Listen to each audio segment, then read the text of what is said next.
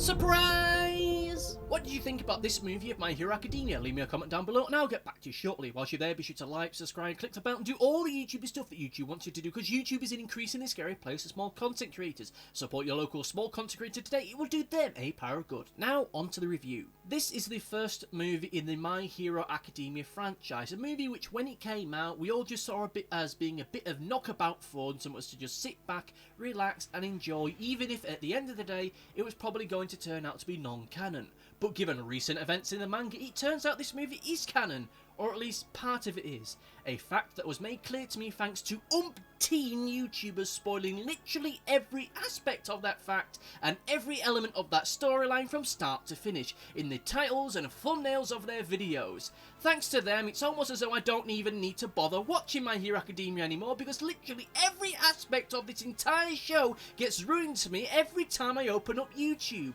So if you're one of those YouTubers that likes to include spoilers in their thumbnails and the titles of their videos, I hope you die in a fire. But unlike said YouTubers, I will not be spoiling this movie, as here and now this is the non-spoiler section. Just talking about the movie and what I liked about it, what I didn't like about it, and a little bit later on I'll be talking about some of the more story elements that, you know, would be spoilers. But for here and now, let us just focus on some of the stuff about the main movie itself, spoiler free.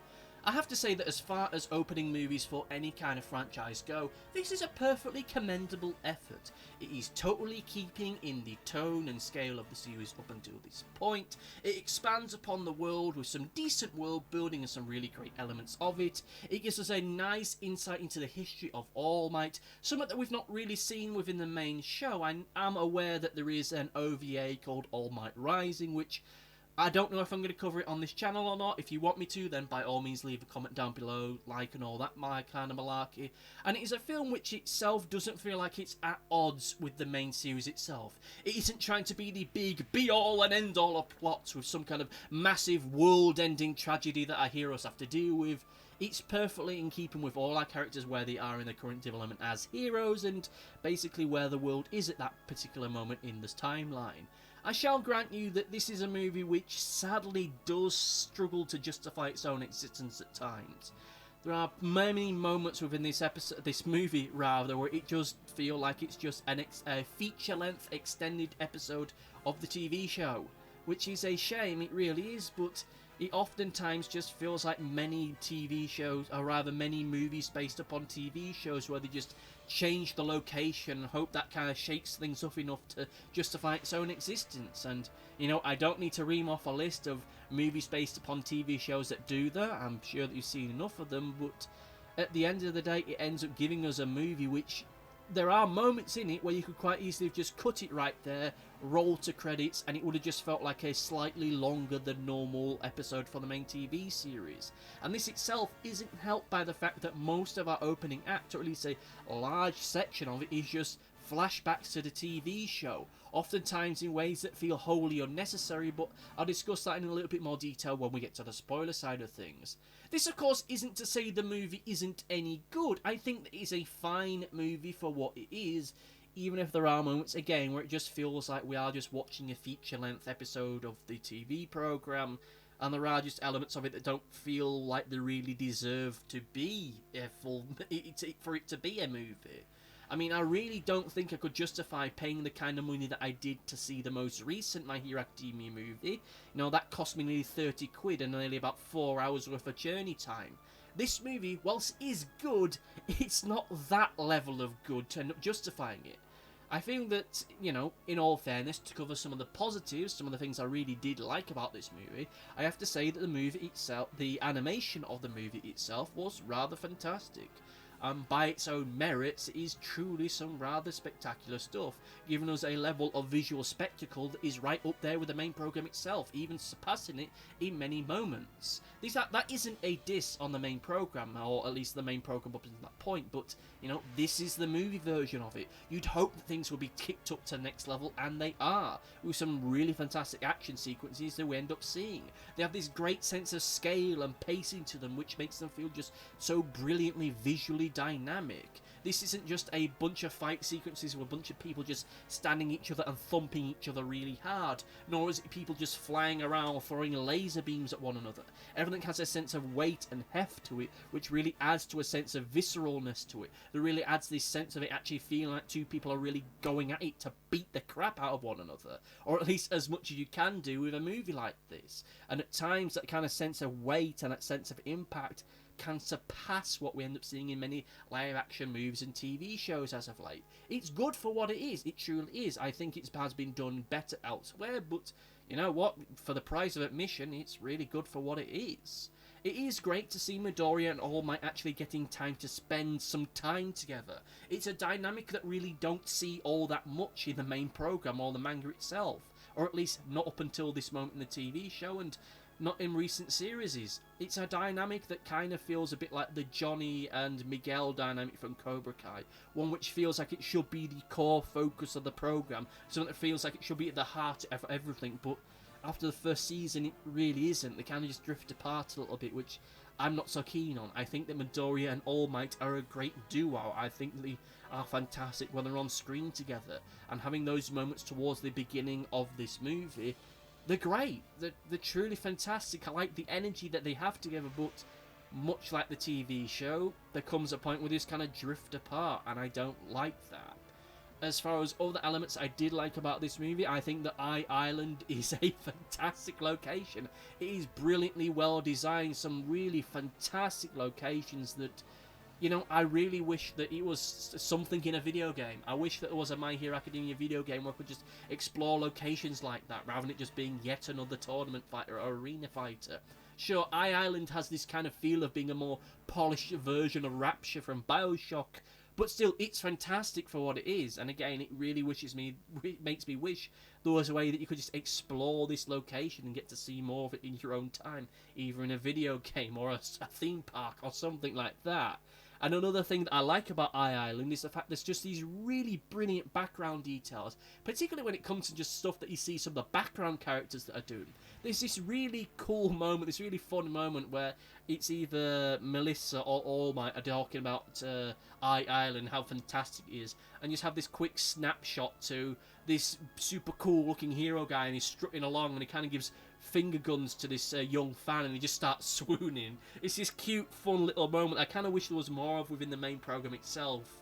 You know, these little moments just add this greater sense of it being lived in, and this greater sense of other things happening in the world that are still superhero related, which I feel that is kind of getting a little bit lost and doesn't quite happen quite as much as it should do, but still, that's a discussion for a whole other time. I have to say that this isn't all action. This isn't a movie that is devoid of anything that's going on at a deeper, more thematic level. Something that I do like about My Hero Academia, and something that keeps me coming back to it, is the fact that we can have these great moments of character drama, that it really uses its ensemble cast in a great way, that its villains can have greater depth to them than you would get in other similar kind of television programs and manga series, and there are oftentimes deeper narrative themes that are at play within the storylines. And you know, this movie has some of that. Maybe not to quite the extent I would have liked it to be, but again, more detail upon that later. I feel that the core narrative with Midoriya and his friends on Island is fun for what it is, though I will grant you that again, there is this feeling of it being like a TV show that has just been blown up to feature length. It just feels like the Are You Being Served movie, or the Only Fools Miami Twice movie, where the justification for them being in this new location feels a little bit tenuous. Especially, you know, bearing in mind that this is an island that has never been mentioned or referenced in the main show, as far as I'm aware, up until the moment this movie came out, and hasn't been mentioned since then. So it ends up making it feel like this is just a location that exists just for the sake of the movie, and that's kind of it. And the reason our extended cast being there just kind of feels a bit too convenient. At the end of the day, My Hero Academia is the story about how Izuku Midoriya became the world's greatest superhero. And I really wish we had just spent more time with him, ideally with him and All Might, getting to know them better, getting to see more about Midoriya's growth as a hero and how he's taking to all of this. And we do get elements of that, but again, not to quite the same kind of degree that I really wish there was. Sure, the moments we get with our extended cast are fun. I can totally relate to the scenes of Mineta and Kaminari suffering working in hospitality. I used to work at a holiday resort, much like that one, and it's a nightmare, particularly when it gets to the peak season. Just seeing them going through it is something I could just kind of sit there and go, yeah, I'm with you, buddies. I've been there. I totally know what it's like. And of course, seeing everybody using their powers together, again, great stuff. It always is. But it doesn't really feel like it's something that's really substantial enough for my liking. Of course, this movie, like I say, isn't devoid of anything bigger or deeper happening. It's just that there's a lot of times where you just feel like certain characters and their appearances could quite easily be cut from the movie and you wouldn't really miss much. And there are many moments where it just feels like some characters are kind of redundant and they don't really justify their appearance in the movie at all. Even regrettably, I have to say, Militia Shield, despite the fact that she is such an important character to this story, she's being such an important character to this movie, there are just many moments where she just feels like she's just been thrust into the background, not really having much of an impact upon anything apart from the odd moment here and there.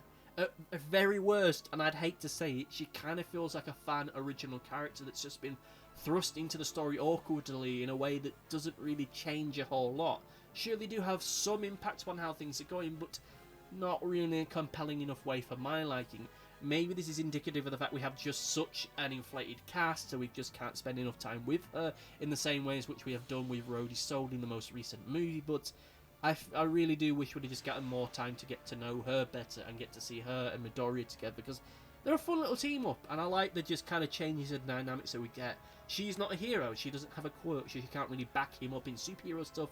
She's an adventure, she's a side character, she's the creator of stuff, and having that kind of dynamic with a hero would have been nice to see more of, and it would have been a nice further parallel between David Shield and All Might to being with Midoriya and then with Melissa.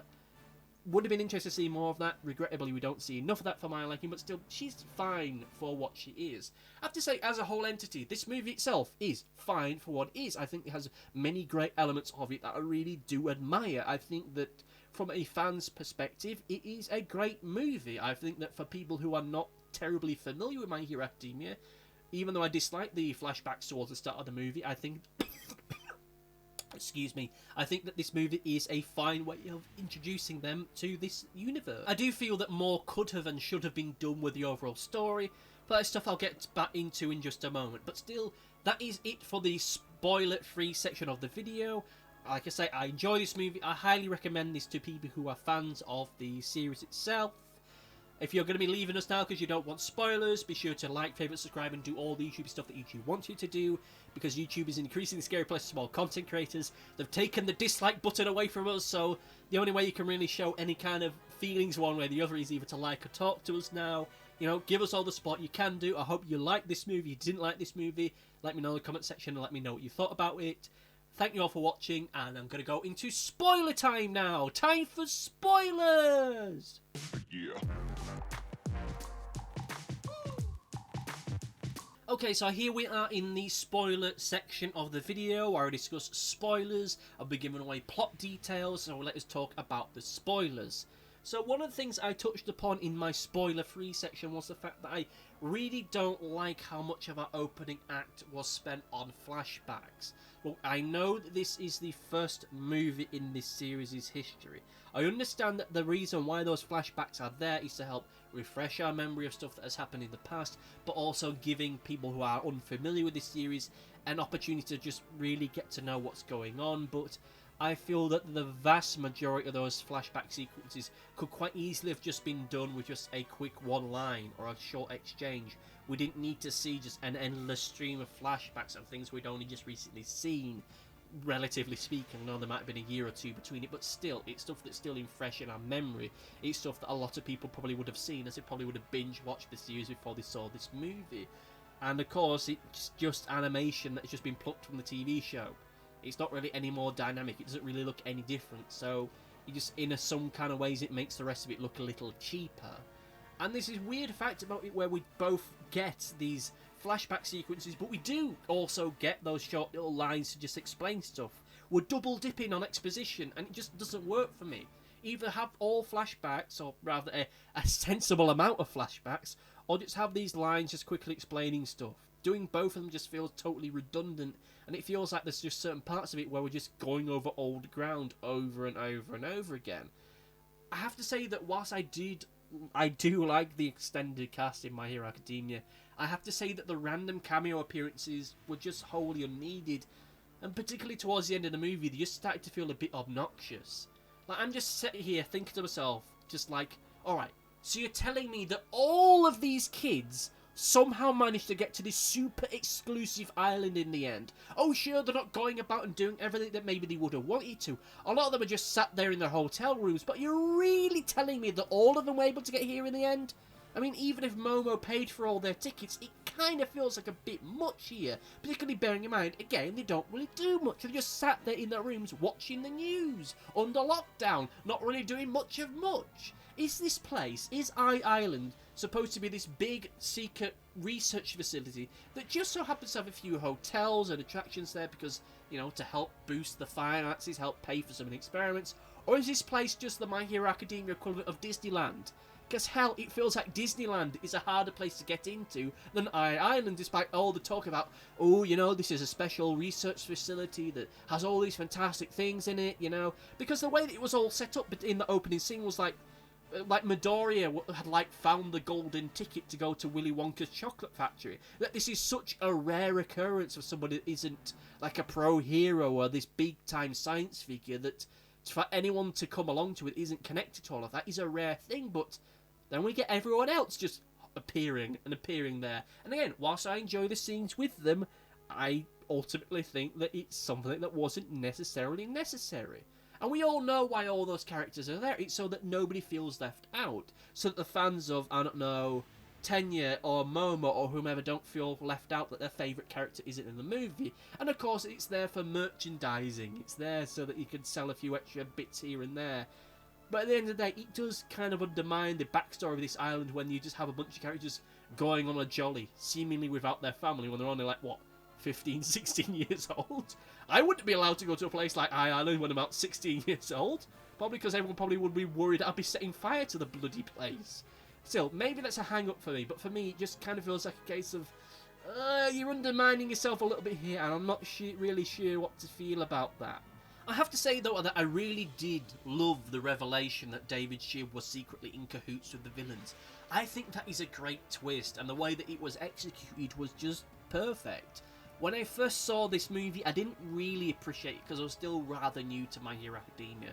But now, having spent the better part of a couple of years now reading about it, watching the TV show, just studying it and interacting with the fan community, I do appreciate it a lot more because it feels like it is something that is totally keeping with the tone of the show and the manga. It feels just perfectly in sync with it. It is something that is emotionally heavy and rather shocking to have. And again, the way that it's executed is done in such a way in which there is moral ambiguity there. It ends up painting the situation in a far more grey way than I think that I was honestly expecting.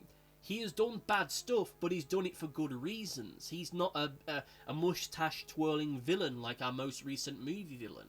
He has a reason for doing this. It is misguided, but it's something that you can spend time just debating whether or not he was right or not to do it, or whether he should have done things a different way, or maybe his execution could have been better or different.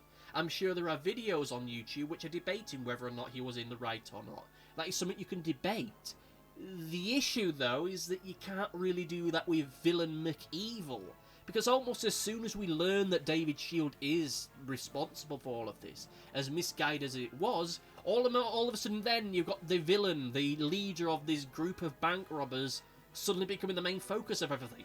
And just kind of out of left field. Oh sure, we kind of got an idea that this guy was going to be the big bad in the end, but the way that he just gets crawlbarred into the scene, it just takes something away from that moment I really dislike. It's almost as though the writers and the movie itself is trying to excuse David's actions too much. Like, by just adding these new plot elements into it to just try and put as much daylight between what he did and the villains, to just try and make things seem a lot more black and white than they really are. And this is made all the worse when we learn that All For One is secretly behind it all! It feels like the gag from Red Letter Media when they're doing their prequel movies reviews, when it's Palpatine's behind it all. Like, to just suddenly bring All For One in at the last minute as being the secret mastermind of all this, really wasn't needed. This could have been a nice self-contained little story, something you can see as canon or non-canon, or some bits canon or some bits not canon, stuff that you can integrate into your own fan stories if you wanted to, or just wholly ignore. But bringing him into it just kind of robs some of the specialness of this event. It's all happening because one guy really wants All Might to succeed. He wants All Might to be the hero that he was, bigger and better than ever before, and he's done something bad. He's done something ridiculously reckless, uncharacteristically reckless by all accounts, but in the end, we learned that the big nasty villain of the entire series is the one that's behind it all. And I really don't like that. It just kind of feels a little bit... I don't want to say the word, but it kind of feels a little bit incestuous in a way, where everybody's connected to everybody else. I don't like it. It ends up robbing the uniqueness of this world, that you can have stuff that is multifaceted. Like, the My Hero Academia world is a world with a world of promise for writers, be they fan writers or future filmmakers, where you can go, I want to make a movie, but I'm going to set it in Germany, I'm going to set it in Russia, I'm going to set it in America, I'm going to set it in the UK. But I don't want that to be a case of, alright, we're going to set this movie here, but it has to now connect back to what happened in Japan. It has to twirl around to be connected to All For One, being secretly behind it all. I don't like that. And to bring it in here and now just feels like an unnecessary twist. Again, just adding more moral binary stuff to something that itself should be a lot more morally ambiguous. But at the end of the day, I suppose you can't really end a movie like this with just the villain giving up peacefully because they know they've done a bad thing. It has to end in a big, flashy, big final fight, and the big final fight is great for what it is. I think that it goes on a little bit too long and gets a little bit too ridiculous at points, starting to veer off into Dragon Ball Super kind of territory, but fine for what it is. But, you know, I think that there's a better way in setting that up, because at the end of the day, I feel that just immediately pivoting from David revealing he did a horrible thing for good reasons to just now it's time for me to take over. I'm gonna use this thing to become the richest guy in the world. From our villain just kind of feels like a slap in the face. I won't say that it ruins the movie, but I feel that for anybody that likes this show to have a little bit more dynamism to it, have a little bit more of a sense of 3D-ness to its morality and its plot structures and the way that it deals with its themes, I feel like it's a missed opportunity. I truly do. But what about you, dear listener? What do you think about this movie for My Hero Academia? Did you love it? Did you hate it? Let me know in the comment section down below, and I'll get back to you shortly, either directly in the comments themselves or towards the end of a future My Hero Academia video. Thank you all for watching, and see you next time. Goodbye! Thanks for watching. Be sure to like, favourite, subscribe, click the bell, and do all the YouTubey stuff that YouTube wants you to do. Go on, it'll do me a power of good. Until next time, my friends, goodbye!